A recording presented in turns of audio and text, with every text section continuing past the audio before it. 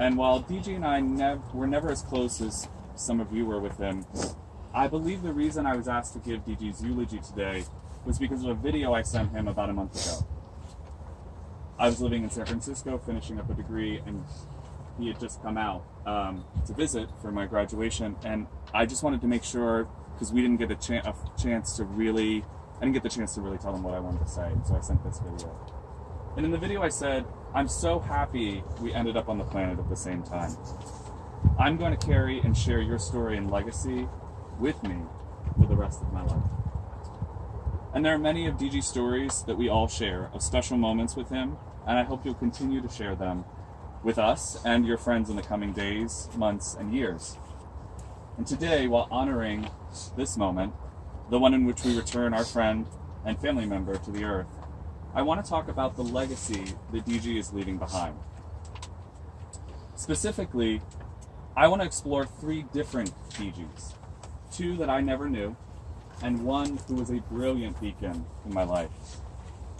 The first DeeGee is the baby and the young man who would become DeeGee. The one that was born male, who never felt right in his body during his youth. While eulogies are generally Hallmark cards and the history of someone's life through rose-colored glasses, I don't believe we'd be doing our friend any justice by denying the pain of that part of his life. None of us who feel comfortable in the gender we were born into will ever know what it's like, but those who feel different in any space, be it because of our race, sexuality, class, gender, etc., know what it's like to be in unfamiliar, curious, and possibly dangerous territory. It's not the same, but I'm trying to build an empathy bridge here so that we can all get a fuller sense of the arc of DeeGee's life.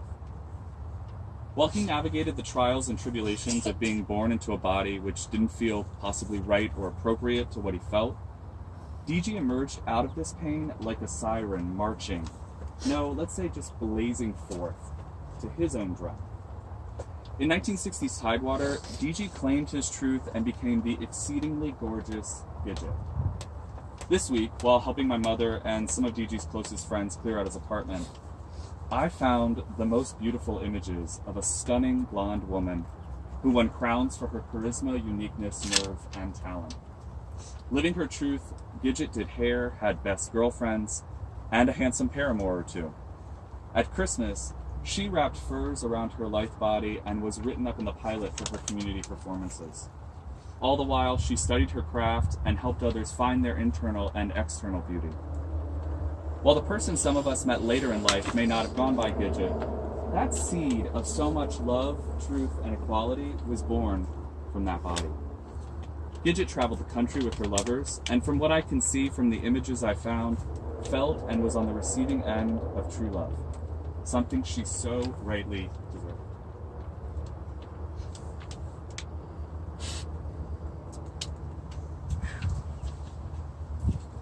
You can do. Gidget relocated to Florida, ran a thriving hair business down in Palm Beach, and then decided to return to Tidewater. To her family's credit, they accepted her at a time when what we might call now as a trans identification was not politically or socially acceptable, and frankly, they should be applauded. I should be clear here, DeeGee never told me that he was trans. I'm using that word because the English language offers me so few words to describe the complex experience of being in a body. So I'm offering that word as a way for us to better understand the path DeeGee helped blaze and also illuminate the complexity of DeeGee's life. Over my years as an artist and journalist, I've written profiles about the life experiences of trans-identified individuals. One of the things that's surprised me at first, but makes complete sense now, is that gender dysphoria, the feeling that you're in the wrong gender or the wrong body, never really ends. For the simple reason that our lives, feelings, emotions, etc. are not static. As we age, belief systems change, evolve, and our consciousness expands. So at some point, upon return to Tidewater, DeeGee stopped the transition process, changed her name, and very comfortably occupied a space in between. At this point, given DeeGee's innate beauty, he would often be misgendered in social situations. For example, I remember being out with him at a restaurant and the server asking him, "What would you like, ma'am?" To which he smiled and replied, Well, the chicken and dumplings, darling. When I told a trans man that I know back in San Francisco DeeGee's story, he laughed, and then I saw 2 tears fall from his face. And I asked why he was so emotional, and he said, Jason, few people who have gone through this journey ever come to a real peace with it all. It sounds like your friend did, and for that I know he found his joy, and most importantly, a true sense of self. Reveling in DeeGee's chameleon presentation, he pushed aside the binary and served as a bright and shining light, imagining a more nuanced and frankly a freer future. Even though DeeGee was lucky to have his family's support, he did what we often do as queer people. He built a chosen family, and it warms my heart to see that we're literally overflowing, because this was his chosen family. We were his chosen family, and we showed up for him day in and day out in the same way he showed up for us. When death came to DeeGee's door, his chosen family was there with the tiara to give him one final crown. The part of the family that could be there with him made his transition one of beauty, laughter, grace, and yes, tears. For there was no way that tears wouldn't be present when DeeGee left this earth. How could they not be? DeeGee was light, he was love, he was compassion, and he modeled a spirit of generosity that I rarely see.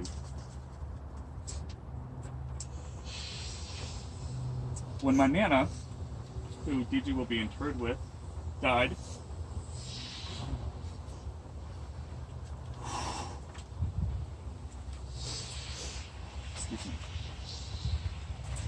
DeeGee was the person who filled the massive hole in my mother's life. I remember him telling her, Myrna, get it together, and let's go to bingo. You know Ellen wouldn't want you moping around here.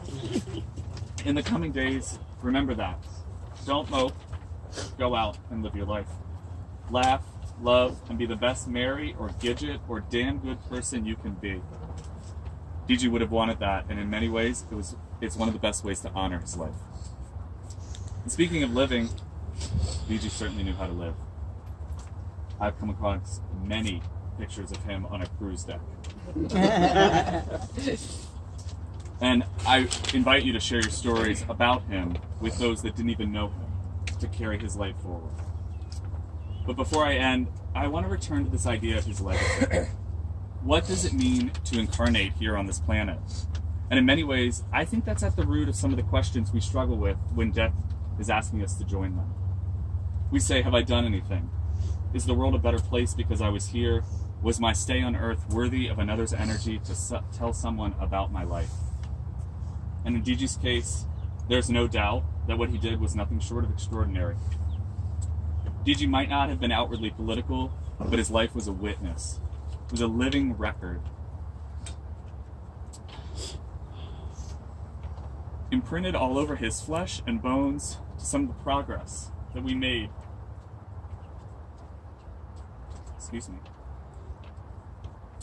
As a species, and his actions were what helped it be so. Helped it be easier.